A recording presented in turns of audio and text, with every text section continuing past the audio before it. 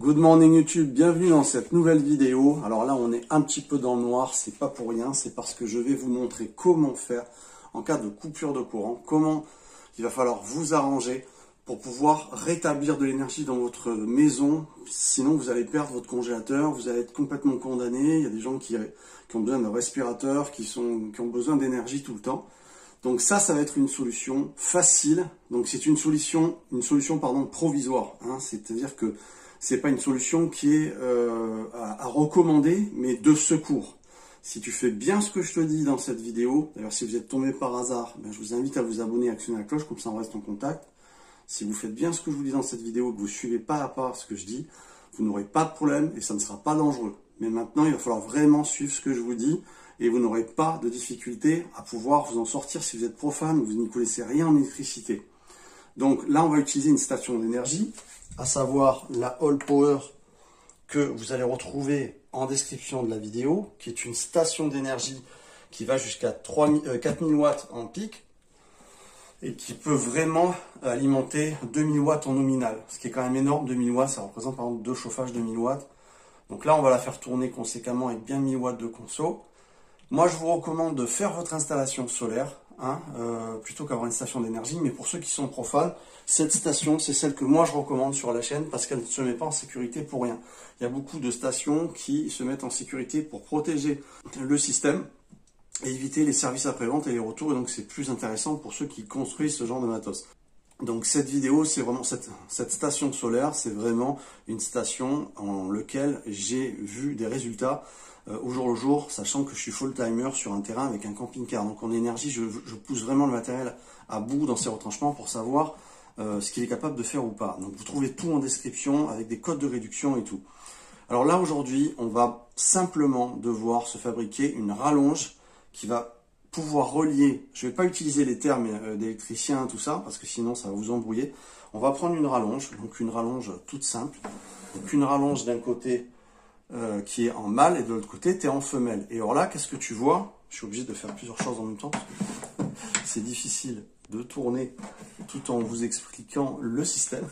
Donc là, tu vois qu'il y a une autre mâle. C'est une mâle là, qui est à la prise de ton tableau électrique. Tous les tableaux ont une prise. Mais si tu n'as pas de tableau, c'est pas grave. Tu branches ça à n'importe quelle prise de la maison, ça marchera également. Donc là, on va brancher ça ici. Donc qu'est-ce qu'il faut faire? Il faut simplement, tu vas voir dans la description, tu vas tout retrouver pour pouvoir le faire. Il faut t'acheter une prise adaptable que tu vas connecter à la rallonge. Tu enlèves la femelle et tu mets une mâle. Donc on a deux mâles. Ici, on est une prise mâle et là, c'est une prise mâle également. Donc on est relié mâle par la station d'énergie. Maintenant, quand il y a la coupure, quand tu n'as plus d'énergie, il faut que ton tableau, si tu veux, il est complètement éteint. Ton tableau, tu l'éteins. Si tu veux faire l'essai, même quand il y a du courant, pour faire l'essai chez toi, il faut que tu éteins. D'accord? Donc ça, la première chose à faire, c'est éteindre le tableau. Il ne faut pas oublier ça.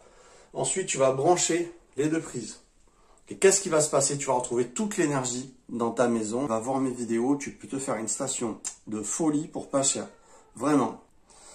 Installer un inverseur de source, c'est une possibilité aussi, que je te conseille aussi. Je vais te mettre un inverseur de source en description de cette vidéo également.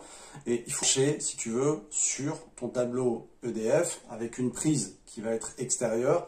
Et à partir de cette prise, tu vas pouvoir alimenter avec ta station d'énergie, branchée sur cette prise externe, tu vas pouvoir alimenter tout ton réseau domestique. On ne sait pas tous le faire. Il y a beaucoup de gens qui s'amusent à le faire et qui sont profanes et il y a eu des problèmes, d'accord? Moi, je peux te dire que mon père, il s'est amusé un jour à tripoter le tableau. J'étais tout petit, il n'était pas électricien du tout. Je me rappelle l'explosion qu'il y a eu, c'était une horreur. C'est très dangereux, ne faites pas n'importe quoi. Si vous y connaissez pas, allez pas mettre les mains là-dedans. À la limite, vous contactez un électricien qui va vous le faire. Il va vous mettre un inverseur de source, c'est-à-dire que c'est un contacteur si tu veux, simplement pour t'expliquer. Où tu vas basculer vers EDF quand l'électricité va revenir. Il y a même des systèmes automatiques qui vont basculer automatiquement quand l'électricité va revenir. Je le mettrai en description aussi. Et sinon, il y en a des manuels où tu descends, si tu veux, la partie de ton sélecteur pour alimenter avec ta station d'énergie quand il n'y a pas d'EDF, d'accord? Et puis, tu as un neutre aussi au milieu où il n'y a aucun aucune électricité qui peut passer, ni de la station, ni de l'EDF. Je vais te mettre ça en description, tu vas voir. Mais si tu t'y connais pas, ma méthode, c'est la plus simple. Au moins, tu seras tranquille. Ça t'aura coûté une prise, une rallonge, tu vois, et une station d'énergie. Et puis, tu seras tranquille. Maintenant, encore une fois, je conseille de faire sa station d'énergie et d'aller voir mes vidéos. Parce que pour le même prix d'une station d'énergie, vous pouvez avoir quelque chose de plus puissant en autonomie. Honnêtement, pour le prix d'une station d'énergie, tu peux avoir la compétence en autonomie d'une EcoFlow Pro, tu vois. D'une Delta Pro qui coûte 4000 €. Moi, avec 1500 €, ben, j'étais l'équivalent. Va voir mes vidéos, j'explique comment les fabriquer, comment les faire, et c'est impeccable, d'accord? Ce sont des stations qui vont être plus compétentes dans le temps et dans la durée de vie et dans l'autonomie. Donc, si tu sais brancher un inverseur, si tu as envie de t'amuser à faire cette aventure, c'est pas si dur, mais il faut t'y connaître. Encore une fois, ne t'aventure pas si tu ne te connais pas. Si tu t'y connais pas, c'est dangereux.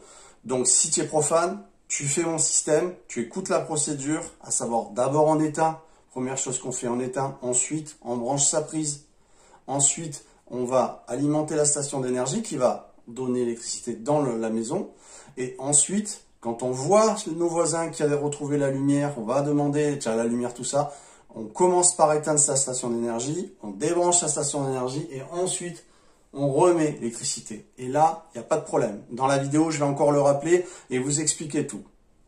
Ok, on se retrouve devant. Donc, on a ici, tu le vois, une prise, la prise mâle qui est branchée au tableau. Encore une fois, sur n'importe quelle prise de votre maison, ça va se relier et ça marchera. Si vous n'avez pas cette prise-là, d'accord, sur le tableau. Maintenant, on va brancher l'autre prise à la All Power. Donc là, c'est une prise que j'ai moi-même mis et on va la brancher. C'est parti. Donc, première chose, tu branches la prise. Ok. Deuxième chose, on met en fonction notre station d'énergie. On voit qu'elle est à 100% et on va pouvoir s'apercevoir les consommations de la maison en direct. Donc, pour la lumière, on appuie longtemps sur AC. On entend qu'elle se met en ventilation. On voit que la lumière s'est allumée. Hop, elle est en train d'envoyer toute l'énergie dont il faut. On voit que les puissances sont en train de se réguler. Alors qu'est-ce qu'on a? Alors on avait des chiffres beaucoup plus grands au départ. Beaucoup d'appareils demandent une courbe au départ. Et là, on voit que on alimente, on est à 420, on est à 430. Elle est en train d'alimenter tout. Alors là, apparemment, c'est des frigos, congélateurs, les lampes dans la maison qui s'éclairent partout. Et on a une consommation à 428 en sortie. Tu vois, c'est marqué out. Toutes les lampes fonctionnent partout. Tout fonctionne bien. Dans le frigo, ça fonctionne. Tout fonctionne parfaitement. Ça marche impeccablement. Il n'y a aucun problème. La liaison se fait nickel. Alors, ce qu'il faut savoir avec ce système, c'est que là, on est d'accord.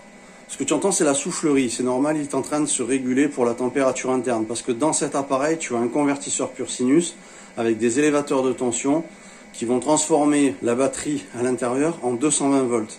Avec une courbe alternative qui reproduit l'électricité du 220 EDF voilà, qu'on a dans tous les réseaux domestiques.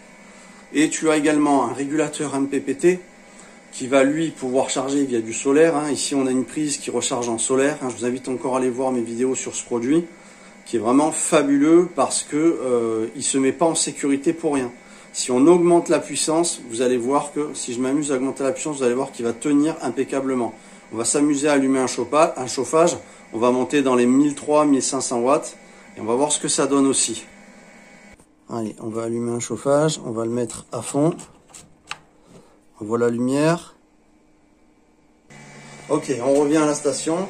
On est donc à 1200 watts. Et ça descend au départ comme toujours. Les appareils sont énergivores au départ.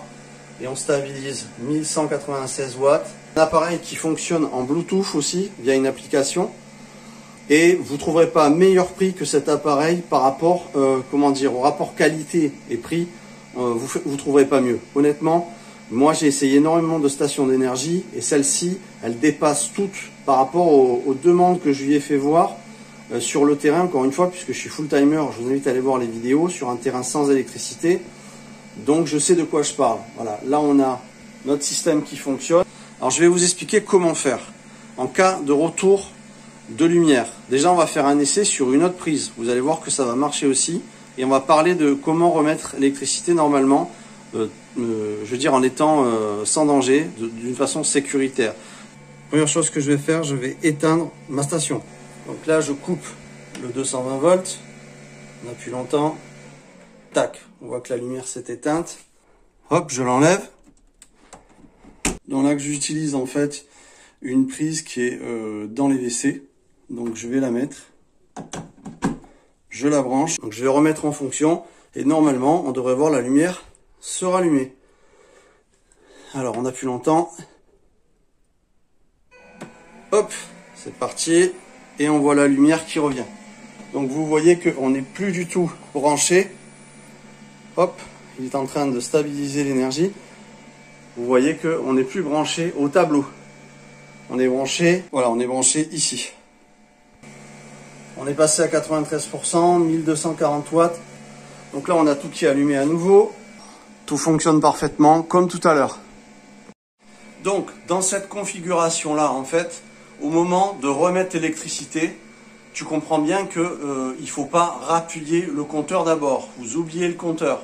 La première chose que vous allez aller faire, c'est regarder dehors, voir si vos voisins ont de la lumière. Si vous voyez que la lumière chez les voisins, dans par exemple, je sais pas moi, la rue, si vous voyez que tout s'est bien rallumé, à ce moment-là, on va faire cette étape-là. Vous allez voir, je vais vous montrer dans l'autre sens, d'accord? Et avec cette étape-là, vous êtes entièrement en sécurité. Encore une fois, je le rappelle, c'est une méthode qui permet en fait de vous dépanner en cas de coupure électrique, d'accord?